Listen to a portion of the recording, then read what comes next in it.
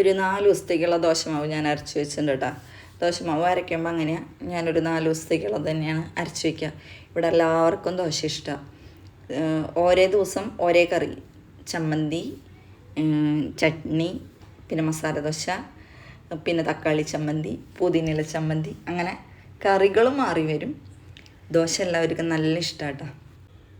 അതിൻ്റെ ഇടയിൽ മോള് വന്നിട്ട് എന്നെ വീഡിയോ എടുക്കാനായിട്ട് സഹായിക്കുക, അമ്മേനെ ഞാൻ വീഡിയോ എടുക്കാൻ ഹെൽപ്പ് ചെയ്യാമെന്ന് പറഞ്ഞിട്ട്. അങ്ങനെ ഒരാളുണ്ടെങ്കിൽ സുഖമായിട്ടാ, നമുക്ക് വേഗം വേഗം കാര്യങ്ങൾ കടന്നു പോവും. എന്നാലും ഞാൻ ഇപ്പോൾ കുറേ കാര്യങ്ങളൊക്കെ പതുക്കെ പഠിച്ചു. അത് ഇങ്ങനെ ശീലമായി കഴിഞ്ഞാൽ എല്ലാതും നമുക്കത് എളുപ്പമായിട്ട് തോന്നും. തുടക്കത്തിലത്തെ ഒരു ബുദ്ധിമുട്ടേ ഉള്ളൂ, പക്ഷെ അതൊന്നും ഇപ്പോൾ വിഷയമില്ല. ഞാൻ പതുക്കെ പതുക്കെ എല്ലാത്തിലും ശരിയായി വരുന്നുണ്ട്. ഇനി ഇതൊരു ഭാഗമാവും തോന്നുന്നുണ്ട് അല്ലേ, നമ്മുടെ ജീവിതത്തിൻ്റെ എന്ത് കണ്ടാലും വീഡിയോ എടുക്കൽ അതങ്ങനെ ഒരു ഭാഗമായി പോവും. അങ്ങനെ പോട്ടെ, നല്ല രീതിയിൽ പോട്ടെ. അങ്ങനെ എൻ്റെ ഒരു മസാല ദോശ ഞാൻ എന്തേനോ ആക്കി വെച്ചിട്ടുണ്ട്. ഓരോരുത്തരും എണീറ്റ് വരുമ്പോൾ ഞാൻ ഉണ്ടാക്കി കൊടുക്കും, അല്ലാണ്ട് ഒരൊറ്റടിക്ക് ദോശ ഉണ്ടാക്കില്ല. ചൂടോടുകൂടി ദോശ കിട്ടണതാണ് എല്ലാവർക്കും ഇഷ്ടം. അപ്പോൾ ഇപ്പം ഞാനും മോളാണ് എണീറ്റ് വെക്കണത്. അപ്പം ഞങ്ങൾക്ക് രണ്ടാൾക്കുള്ളത്, പിന്നെ മോൻ കുറച്ച് കഴിഞ്ഞ് എനിക്കുമ്പോൾ അവനുള്ളത്. കണ്ട, ഇതാണ് എൻ്റെ മസാലക്കറി. ദോശപ്പണി കഴിഞ്ഞ് ഉച്ചയ്ക്കുള്ള ചോറും കറിയും കഴിഞ്ഞ് ഞങ്ങൾക്കൊന്ന് ഉച്ച തിരിഞ്ഞിട്ട് പുറത്തേക്ക് പോകണണ്ട. കുറച്ച് സാധനങ്ങളൊക്കെ മേടിക്കാനുണ്ട്.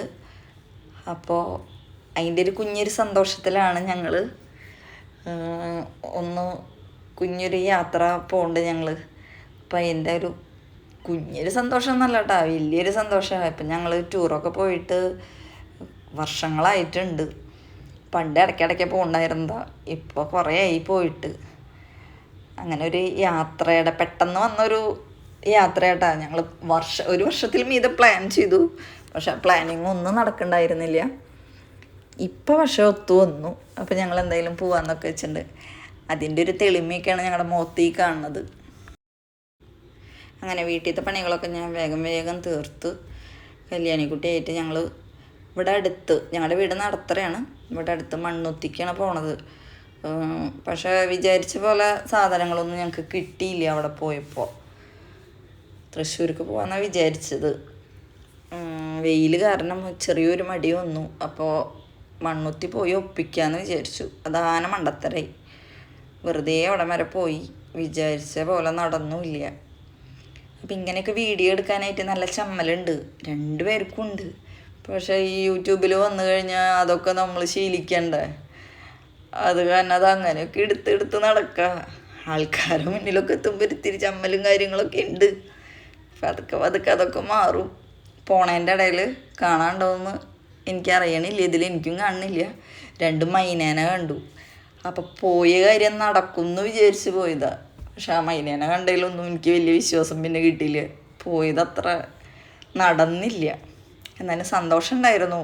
നമുക്കുണ്ടാവുമല്ലോ ഇനിയുള്ള ദിവസങ്ങളിലൊക്കെ മനസ്സിങ്ങനെ ആ യാത്രേനെ ചുറ്റി പറ്റിയിട്ട് തന്നെയായിരിക്കും. അങ്ങനെ കല്യാണിക്ക് ഒരു ടോപ്പ് എടുക്കാനുണ്ടായിരുന്നു, പിന്നെ കുറച്ച് കമ്മൽ, അങ്ങനെയുള്ള സാധനങ്ങൾ, പിന്നെ മെഡിക്കൽ ഷോപ്പിൽ കയറണം. അങ്ങനെയൊക്കെ ആയിട്ട് പോയതാണ്. കല്യാണിക്ക് ഏത് സമയത്ത് ഞങ്ങൾ ഡ്രസ്സ് എടുക്കാൻ പോയാലും കിട്ടാറില്ല. അവൾക്ക് ഇഷ്ടപ്പെടാറുമില്ല, അവൾക്ക് ഇഷ്ടപ്പെട്ടത് ആ കടയിൽ ഉണ്ടാവാറുമില്ല. ബാക്കിയെല്ലാം നടന്നു, അവൾക്ക് ഡ്രസ്സ് മാത്രം കിട്ടിയില്ല. അതിനായിട്ട് ഇനി അടുത്ത ദിവസം ഇറങ്ങേണ്ടി വരും. അപ്പം അതിൻ്റെ ഒരു വിഷമത്തിലാണ് കുട്ടിയിരിക്കണത്. എനിക്ക് മാത്രം എപ്പോഴും അങ്ങനെയാന്ന് പറഞ്ഞിട്ട്. അപ്പം അത്രയ്ക്കൊക്കെ ഉള്ളൂ ഇന്നത്തെ വിശേഷം. അപ്പം വീണ്ടും കാണാം. ബൈ.